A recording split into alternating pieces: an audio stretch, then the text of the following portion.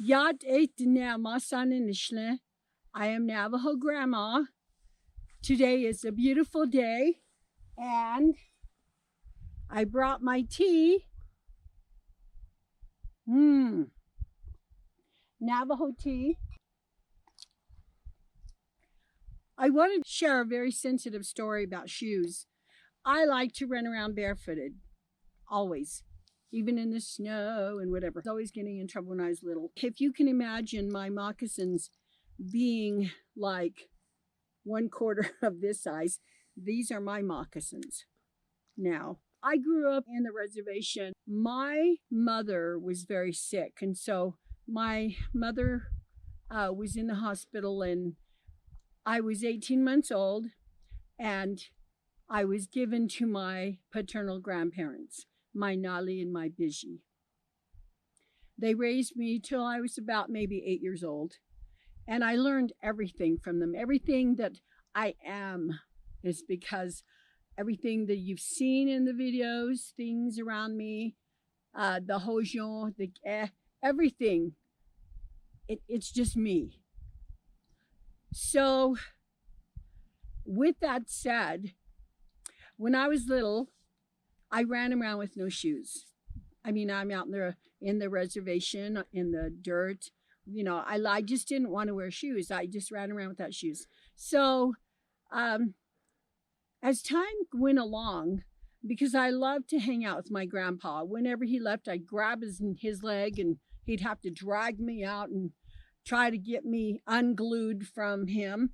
When he would go to the Navajo Nation and he was a councilman, he would be there, and granted, I needed shoes.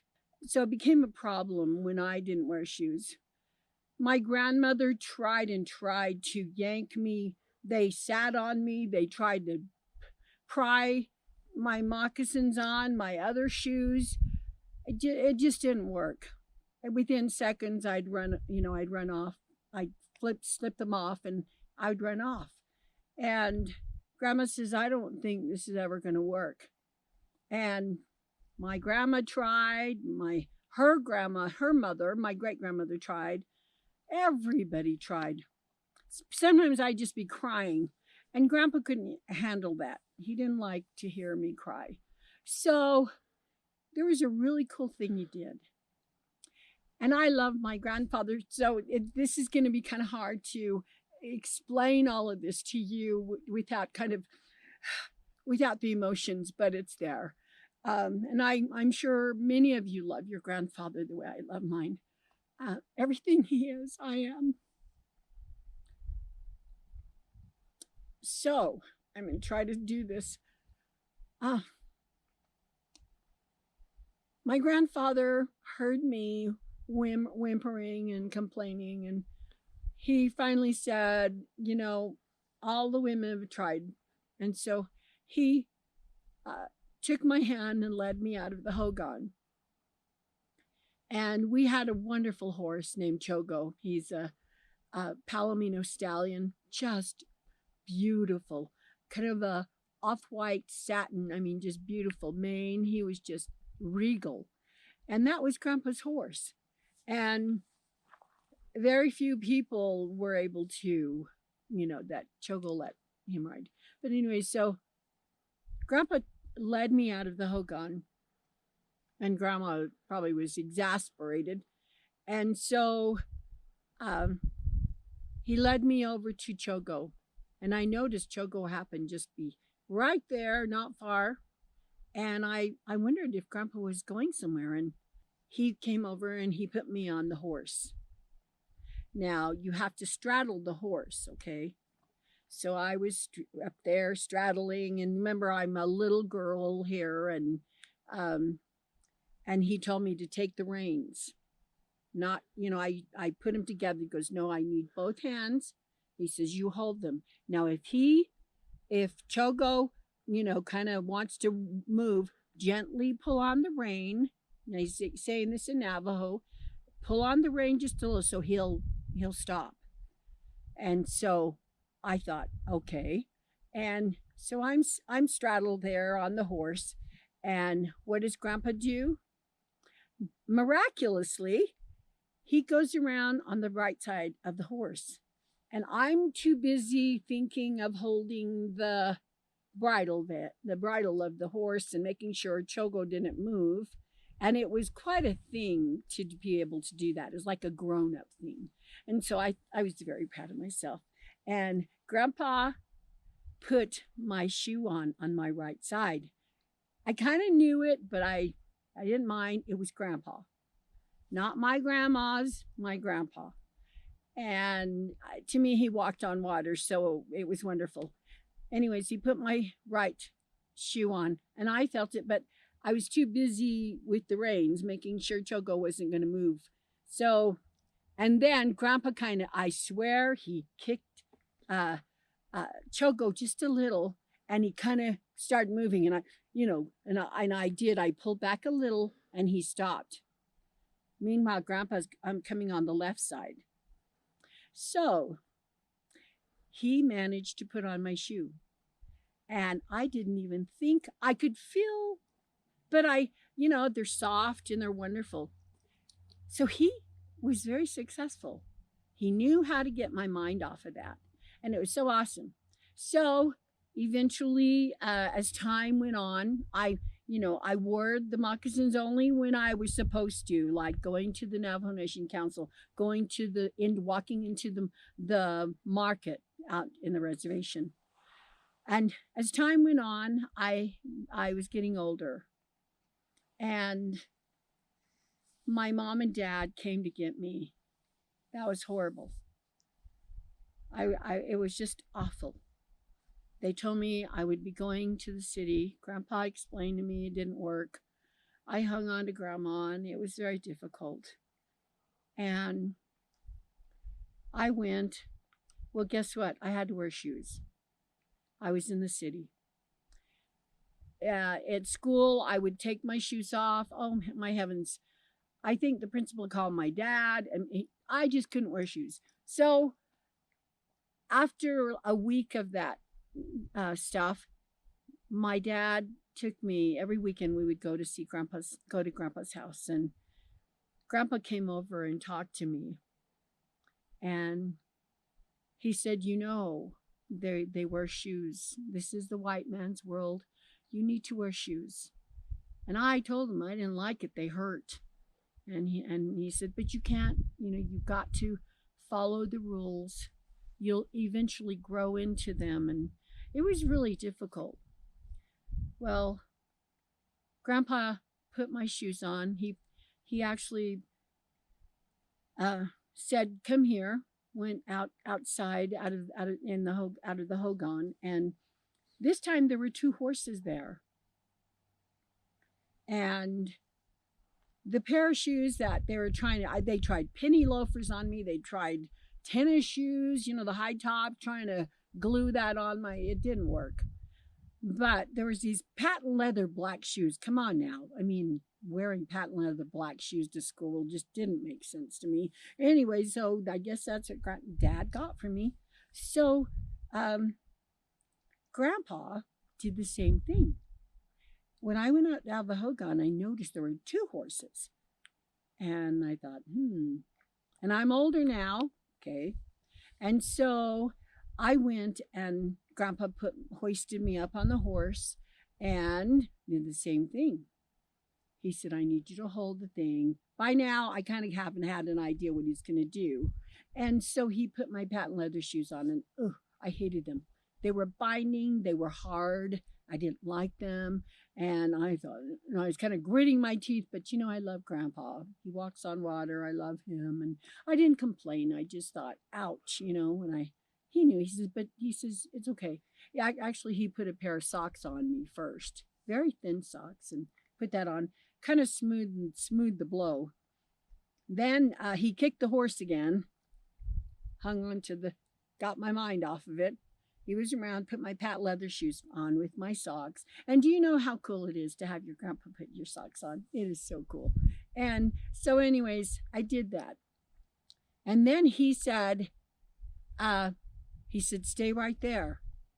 He got on the other horse, and we rode together with my patent leather shoes on. We actually went on the longest horse ride that I had ever been on in my life. It's probably considered maybe 5 or 6 miles from the house, where there's a mesa where we get water, and you have to kind of climb up to it. We tied the horses down. We made it all the way, and you tied the horses down at the bottom of the mesa, and then you have to walk up, and then there's this big, huge, like a cave, and there's water running, and it's an aquifer. So we walked up there, and I noticed I was walking up my patent leather shoes and kind of felt it, but then Grandpa was holding my hand, and we went up there. And the coolest thing on earth that happened, he showed me what a salamander looked like. This thing looked like an alligator. It was jelly looking. If you've ever seen a salamander, maybe you've seen little teeny ones. This was, it laid out like I'm serious, as big as an alligator. And it was huge. And it had this round face, and it just looked so kind of scary. But he says he wanted me to see that. Notice that's where we got our water from. And I thought, ugh. But anyways, just thinking about it. But he said they go down into the aquifer and they don't bother people, but some do. And they've been hurt by those salamanders. I mean, you saw how big they were. And my eyes were like this big. And my heart almost jumped out. But I was watching them, and notice I'm wearing my patent leather shoes. Not one thought in my shoes. And Grandpa had a stick, and first of all, I forgot to tell you, he took the stick and he kind of swished the water around, and just then, that's when that big thing came nosing out, and then I saw the whole thing, scared the beans out of me. Then, after that, Grandpa did something with the stick, and that thing went, it was gone. So we left, and I ran down that hill. He goes, go run down there. And so I ran down with my patent leather shoes. I hated. And it was so cool because I had forgotten about them. And he hoisted me up on the horse, made sure my stirrups were right where my feet were. And it was so awesome. And we rode all the way home. That was the most wonderful moments that I wanted to share with you about with my Nali. He's my paternal grandfather, and he's the one that's taught me all that I know. He was just wonderful. I hope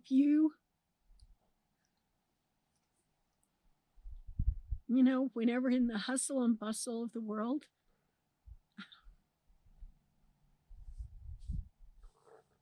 we want everything now.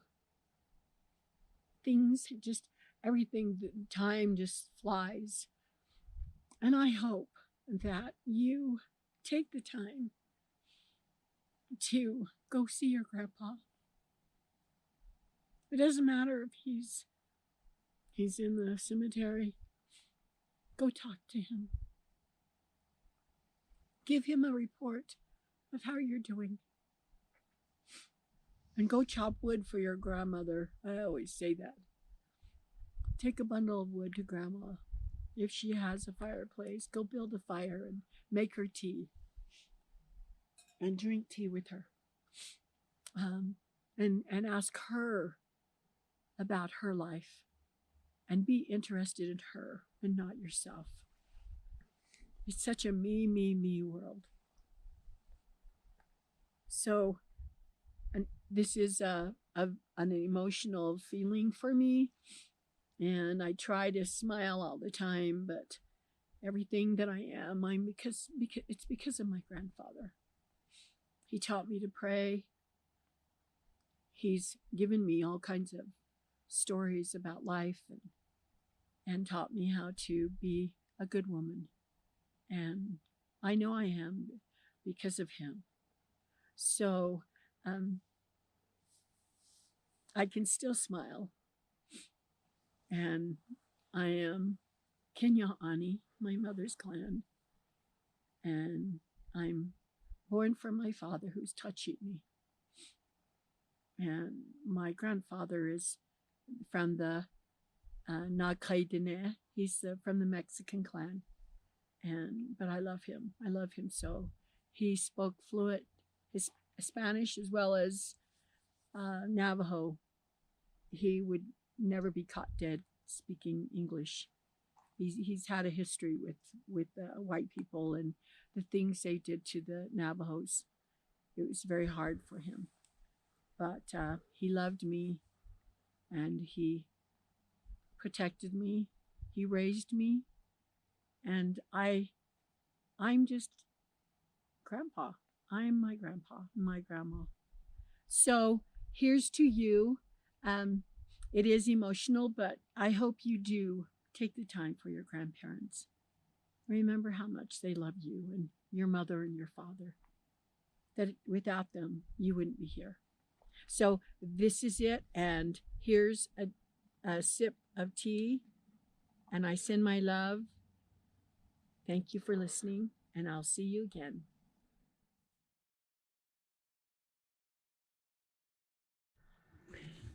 All right, so I'm trying to give you a glimpse of what kind of shoes I was wearing. Remember my moccasins versus, and look at the feet, versus the patent leather high tops, the patent leather shoes, and then look at these clodhoppers. Do you wonder why I preferred my bare feet over these, and why it was such a heartache for me to be bound by these shoes?